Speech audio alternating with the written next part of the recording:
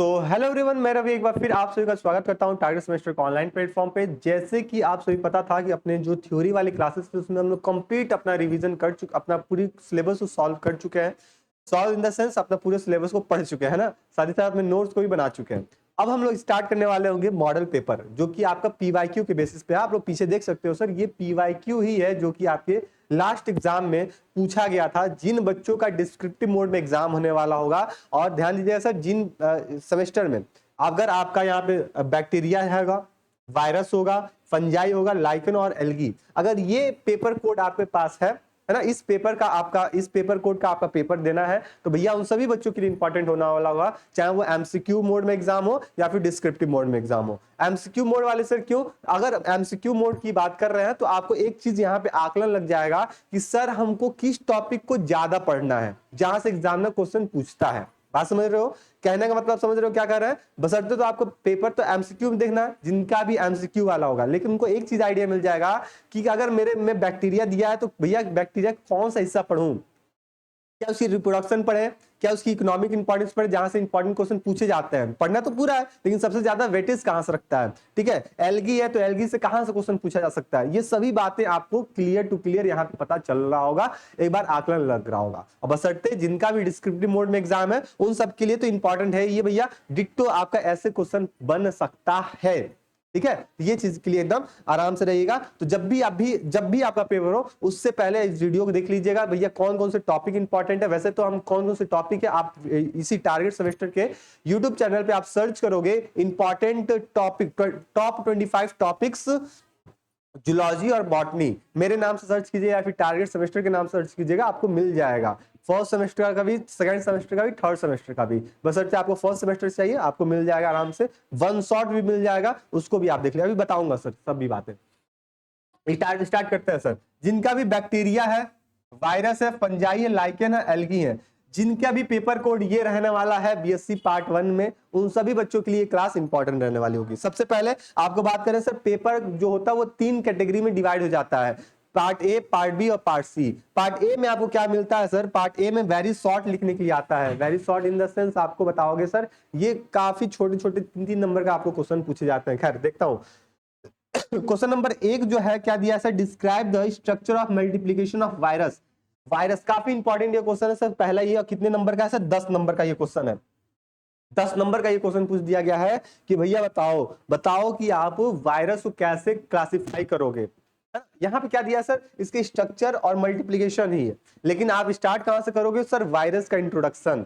Sir virus होता क्या है, हेडिंग डालना बड़ा बड़ा वायरस, जब भी लिखने का तरीका बता रहे हैं। वायरस 10 नंबर का है, आपको कम से कम 3.5 पेज लिखना पड़ेगा। 3.5 पेज इन द सेंस, आपको अगर मैं पेज दिखाऊं, एक पन्ना, एक पेज, 2 पेज, फिर एक पेज, 2 पेज हो गया, फिर ये और ये 3 पन्ना है ना, 3 पन्ना बोलते हैं ना, एक पन्ना दोनों साइड का, एक पन्ना, फिर दोनों साइड का 2 पन्ना, फिर दोनों साइड का 3 पन्ना तक आपको ये बातें लिखनी पड़ेंगी। तब आपको कहीं ना कहीं आपको 8 से 9 नंबर मिलेगा। और लिखना ही नहीं, साथ ही साथ उसके डायग्राम भी बनाने होंगे सर। ये कैसे कैसे डायग्रामेटिक स्ट्रक्चर होता है, ये सारी बातें आपको बतानी पड़ेंगी।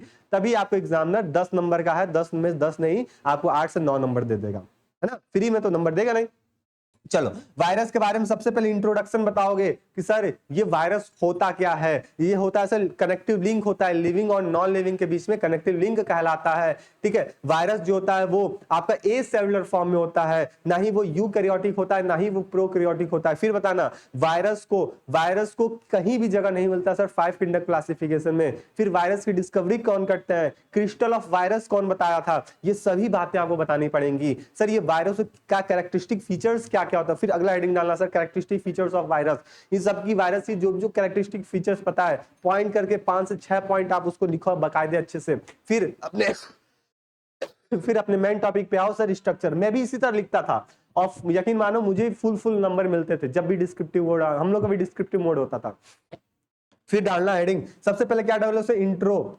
किसी भी क्वेश्चन में सबसे पहले इंट्रो में आपको जो बातें पता है 3 से 4 लाइन इंट्रो लिख दीजिए। फिर उसकी जो भी, जैसे वायरस है तो वायरस का कैरेक्टरिस्टिक फीचर्स ऑफ वायरस। फिर पॉइंट बना के 5 से 6 लाइन लिखिए। 5 से 6 लाइन लिखने के बाद इसकी फिर समरी लिखिए सर, क्योंकि 10 नंबर का क्वेश्चन है, ध्यान दीजिएगा सर, 10 नंबर का क्वेश्चन है। तो इसको पॉइंट लिखो। पॉइंट लिखने के बाद जैसे मैं यहीं पे चल जाता हूँ। मैं बोलो सर इसी में क्या घोच पोच कर रहा हूँ, कुछ समझ में नहीं आ रहा है। सबसे पहले हेडिंग डालो सर वायरस, ठीक है, खूब अच्छा से ऐसे हेडिंग डाल लो, लिखने का तरीका बता रहा है। फिर यहाँ पे एक हेडिंग डालो सर इंट्रोडक्शन, ठीक है, इंट्रोडक्शन, ठीक है, इसको ऐसे कर लो। अच्छा, कुछ लोग होते हैं सर काफी ज्यादा कलरफुल कॉपी लिखने लगते हैं, टाइम बहुत वेस्ट होता है। खैर वो आपका ठीक है, लिख रहे हो कोई दिक्कत नहीं है, लेकिन हमारा पर्सनली मानना है कि आप 10 पेन इस्तेमाल करोगे, रेड को छोड़ के green, black, blue, yellow, pink, blue, ये अलग अलग कलर जो इस्तेमाल करो, इसमें आपको टाइम वेस्ट होता है। उससे बचने के लिए आप 2 ही पेन का इस्तेमाल करो ना, एक या तो ब्लू, एक ब्लू और दूसरा ब्लैक, बस ये 2 पेन का इस्तेमाल करो, आपका काम हो जाएगा अच्छे से। मैं भी यही करता, 10 पेन इस्तेमाल नहीं करता था। इंट्रोडक्शन आप लिखो, ब्लैक से हेडिंग डालो, ठीक है, इंट्रोडक्शन। फिर इसके बारे में जो बातें हैं, कनेक्टिव लिंक है, ये है, फला ढिमकाना है, 4 से 5 पॉइंट आप इसको लाइन इसको लिख दो। अब देखो इसमें जो जो इंपॉर्टेंट लग रहा है उसको नीचे अंडरलाइन कर दो, बस बात खत्म हो गई।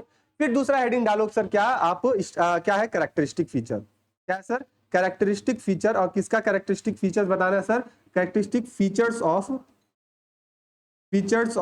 वायरस, कैरेक्टरिस्टिक फीचर बनाना है, ठीक है। तो इसे लिख लो some characteristic features are has given below, पहला पॉइंट, दूसरा पॉइंट, तीसरा पॉइंट, चौथा पॉइंट, पांचवा, जितना पॉइंट पता लिख दो, सबके नीचे अंडरलाइन कर दो, और जो बातें लिखे हो उसका एक समरी लिखो, 1 से 2 लाइन में, 1 से 2 लाइन में समरी लिख के खत्म कर दो। फिर अपने मेन टॉपिक पे आओ। सर इसका स्ट्रक्चर पूछा है, तो स्ट्रक्चर में क्या बताओगे, तो सर इसका जो स्ट्रक्चर होता है 2 टाइप का होता है। पहला आप बताओगे सर यहाँ पे ये ए सेलुलर लेवल का है, इसमें किसी भी टाइप का कोई सेलुलर ऑर्गेनाइजेशन नहीं है, तो फिर इसका स्ट्रक्चर आपको बॉडी में पहला प्रोटीन दिखेगा, दूसरा आपको क्या दिखेगा सर, प्रोटीन के साथ न्यूक्लिक एसिड मिलेगा। क्या क्या मिलेगा सर, पहला लिखना सर यहाँ पे आपको प्रोटीन मिलेगा, ठीक है, और दूसरा क्या मिलेगा सर, यहाँ पे न्यूक्लिक एसिड मिलेगा। ये हेडिंग डालो पहले इस पॉइंट करके, न्यूक्लिक एसिड। फिर यहां से स्टार्ट करो सर प्रोटीन। अब प्रोटीन को कैसे होता है सर, यहाँ पे यूनिट ऑफ प्रोटीन को कैप्सिड, फिर ग्रुप ऑफ प्रोटीन को कैप्सोमियर, फिर कितने प्रोटीन होते हैं, तो 200 से लेके 250 तक या 2500 तक जितने भी प्रोटीन होते हैं उसका अलग अलग कैरेक्टर। अब प्रोटीन के बारे में लिखो, है ना, पॉइंट बना के लिखो या फिर पैराग्राफ बना के लिखो। फिर उसके नीचे अंडरलाइन कर दो सर क्या क्या इंपॉर्टेंट पॉइंट है, जिससे वो हाईलाइट हो जाए। ब्लैक से ब्लू से लिख रहे हो तो ब्लैक से उसका हाईलाइट कर दो, है ना। 10 पेन इस्तेमाल करने की आवश्यकता ही नहीं है। फिर दूसरा हेडिंग डालो आप न्यूक्लिक एसिड। तो न्यूक्लिक एसिड आपको पता है सर, न्यूक्लिक एसिड में क्या होता है सर, या तो डीएनए होगा या फिर आरएनए होगा। तो स्टार्ट करो सर आइदर डीएनए और आरएनए। फिर जो जो पॉइंट आपको पता है sir, double standard, single standard कैसा कैसा होता है, वो सभी बातें आप यहाँ पे लिखना स्टार्ट कर दो। फिर उसको अंडरलाइन करो। फिर उसकी मल्टीप्लीकेशन लिखो। सर मल्टीप्लीकेशन कहाँ करता है, तो मल्टीप्लीकेशन में, मल्टीप्लीकेशन करने के लिए इसको होस्ट की आवश्यकता पड़ेगी, विदाउट होस्ट ये मल्टीप्लाई नहीं कर पाता है। ये सभी बातें लिखो। फिर सभी बातें लिखने के बाद एक छोटा सा हेडिंग डालो या फिर मत डालो समरी का। क्या हेडिंग डालोगे, समरी। जब तक आप समरी लिख के आप अपने क्वेश्चन को फाइनल नहीं करोगे तो एग्जामिनर कैसे समझेगा कि आप सभी बातें लिख दी हो, है ना। तो समरी में 4 से 5 लाइन लिखोगे, 4 से 5 लाइन समरी लिखोगे। ये सब पूरा मटेरियल लिखने के बाद, डायग्राम बनाने के बाद, आप जो बोल रहे थे 3 पन्ना कैसे हो जाएगा, ये 3 पन्ना आपको बना देगा। 3 पन्ना जैसे ही बना तो आपको 10 में से आपको 9 नंबर एकदम फिक्स एग्जामिनर दे के ही जाएगा, दे के जाएगा। बात समझ रहे हो। तो ये सब कुछ तरीका होता है लिखने का। मैं भी इसी तरह लिखता था और नंबर अच्छा मिलता था हमें भी, ठीक है, ये चीज था। पहला क्वेश्चन क्या है सर, पहला क्वेश्चन वायरस का स्ट्रक्चर या फिर मल्टीप्लिकेशन लिखना है। या फिर हमको अच्छा नहीं लगे, नहीं सर मैं ये नहीं लिखूंगा, मुझे नहीं आ रहा है, तो फिर इसके अलावा आपके पास ऑप्शन मिलता है और का, इसमें आपको शॉर्ट नोट लिखने को मिल जाए। सर क्या क्या मिलेगा सर, यहाँ पे देखो,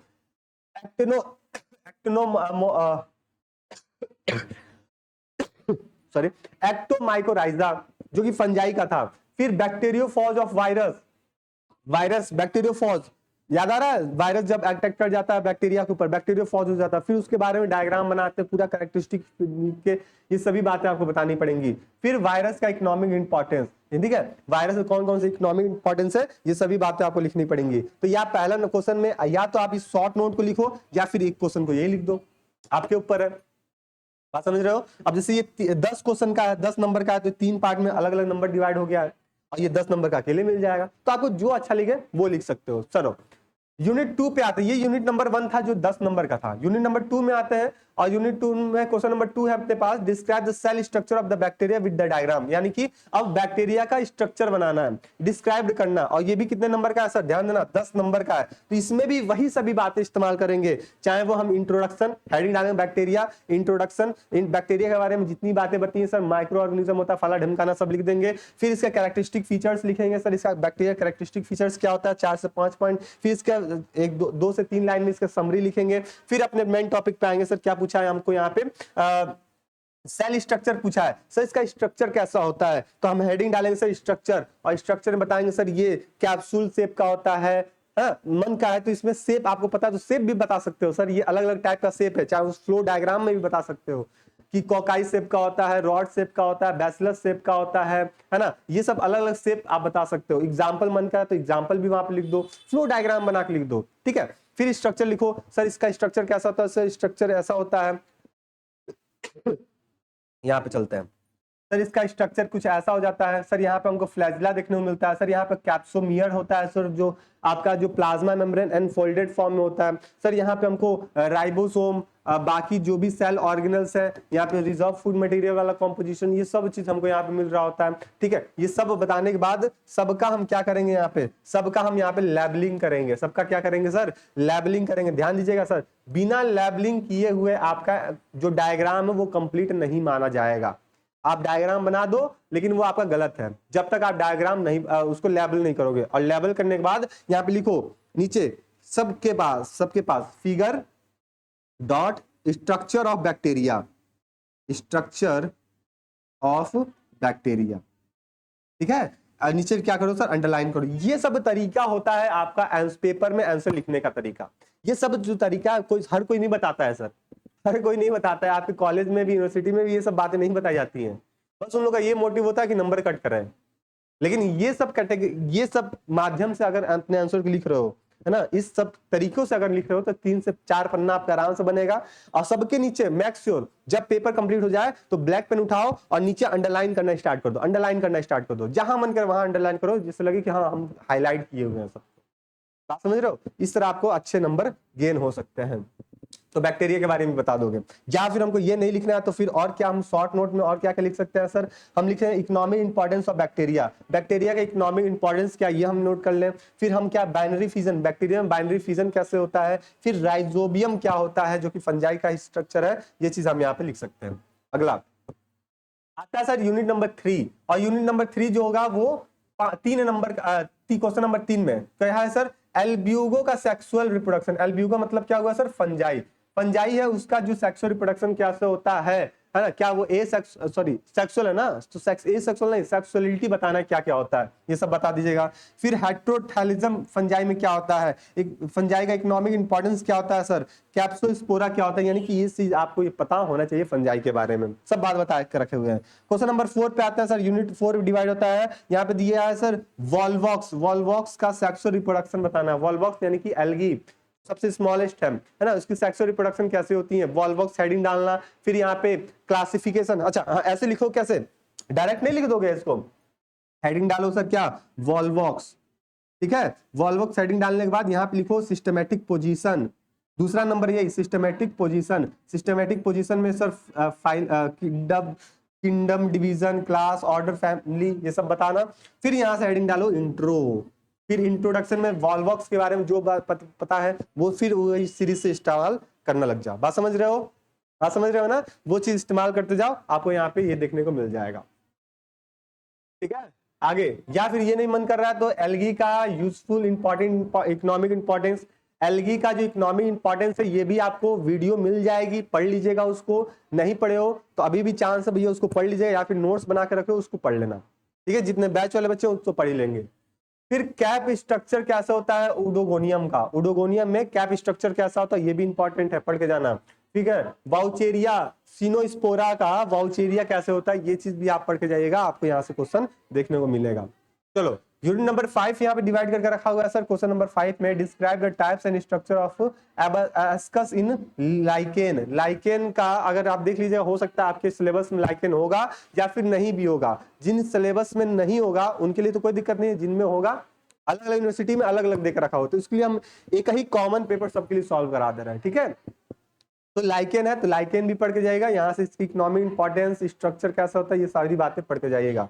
फिर एक या फिर ये मन नहीं कर रहा है लिखने के लिए तो हम लिख सकते हैं economic importance of blue green algae, जिसको हम क्या बोलते हैं सर, साइनोबैक्टीरिया कहते हैं, साइनोबैक्टीरिया। ये वही साइनोबैक्टीरिया है जो कि नाइट्रोजन फिक्सेशन में इंपॉर्टेंट रोल प्ले करता था, है ना। ये सभी बातें आप यहाँ से बता सकते हो, लेकिन सब में लिखने का तरीका जो होगा वो ऐसा ही होगा, ऐसे ही आप लिखोगे। सबसे पहले हेडिंग डालोगे, इंट्रोडक्शन, अगर कोई मेंबर्स है तो उसका सिस्टमेटिक पोजीशन लिखोगे, ठीक है, सिस्टमेटिक पोजीशन, फिर इंट्रोडक्शन, 4 से 5 लाइन इंट्रोडक्शन, अंडरलाइन करते हुए फिर कैरेक्टरिस्टिक फीचर्स उसका क्या है, 4 से 5 पॉइंट 6 पॉइंट जितना भी आपको पता है, 1 लाइन में इसका इंट्रोडक्शन, इसका सब बातें लिखोगे और नीचे अंडरलाइन करते चलोगे, ठीक है। फिर क्या करोगे यहाँ पे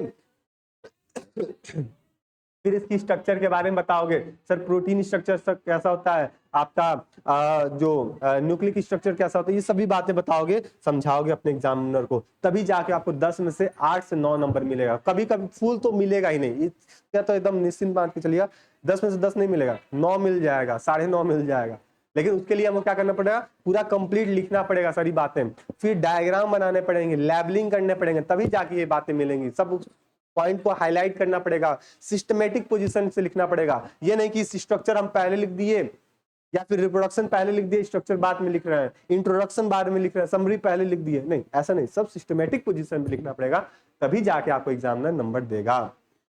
बात समझ रहे हो। और हाँ, एक चीज और बता दें कि ये चीज तो पेपर था, और भी आगे आने वाले दिनों में हम लोग और भी पेपर सॉल्व करेंगे, इसके लिए एकदम निश्चिंत रहिएगा, है ना। डिस्क्रिप्टिव वाला भी, एमसीक्यू वाला भी, तो अभी हम आज डिस्क्रिप्टिव कर लिए, अगले क्लास में हो सकता है एमसीक्यू सॉल्व कर लें, ठीक है। इसके लिए एकदम निश्चिंत रहिएगा। और आपका टारगेट सेमेस्टर पे ही आपको 25 टॉप 25 इंपॉर्टेंट क्वेश्चन के नाम से वीडियो पड़ा होगा, जूलॉजी का भी बॉटनी का भी, तो उसको आप मैक्स तो देख लीजिएगा कि आपका जो भी 8 यूनिट देख रखा उसमें 25 कौन कौन से टॉपिक हैं जो पढ़ के जाएंगे, अपने एग्जाम में बन जाएगा।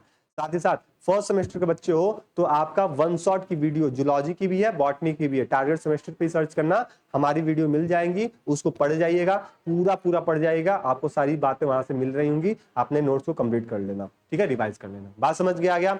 किसी को कोई दिक्कत परेशानी, किसी को कोई दिक्कत परेशानी बताइए। नहीं सर ना, नहीं, अगर होगा तो आप हमसे कनेक्ट होके क्वेश्चन पूछ सकते हो। कैसे क्वेश्चन पूछोगे, तो आप अपने ग्रुप से ज्वाइन हो जाइए, ठीक है। आपके डिस्क्रिप्शन बॉक्स में व्हाट्सएप ग्रुप का लिंक दिया गया है, उस जितने लोग नहीं जुड़े हो उस ग्रुप से ज्वाइन हो जाएगा, जिससे आपको कंप्लीट इन्फॉर्मेशन मिलेगा कि सर क्लासेस कब लाइव हो रही हैं, क्लासेस कब कैसे आनी है, क्या क्या पढ़ना, वो सारा चीज आपको वहां बताया जाएगा, ठीक है। तो सभी लोग ग्रुप से ज्वाइन हो जाइएगा, ठीक है। बात समझ में आ गया। कैसे क्या कैसे पेपर आता है, तो आपका वायरस इंपॉर्टेंट है, बैक्टीरिया इंपॉर्टेंट है, वॉलबॉक्स इंपॉर्टेंट है, साइनोबैक्टीरिया इंपॉर्टेंट है, एल्ब्यूगो इंपॉर्टेंट है, ठीक है, फिर लाइकेन इंपॉर्टेंट है, ये सब का आपका इंपॉर्टेंट रहने वाला है, ये सब आप यहाँ पे देख लीजिएगा, समझ लीजिएगा, ठीक है। चलिए मिलता है हम लोग नेक्स्ट क्लास में, तब तक के लिए स्टे रहिएगा, मस्त रहिएगा। और हाँ, जितना भी आपके पास नोट्स है, जो भी आपका स्टडी सोर्स मटेरियल है, उसको पढ़ते रहिए, रिवाइज करते रहिए, चाहे बैच से, चाहे अपना खुद का नोट्स बना रहे हो या फिर बुक है तो बुक से पढ़ते रहो, कोई दिक्कत वाली बात नहीं है, बस पढ़ो, ठीक है। चलिए मिलता है हम लोग नेक्स्ट क्लास में, तब तक के लिए स्टे रहिएगा, मस्त रहिएगा, अपने तैयारी को और मजबूत करते रहिए। धन्यवाद।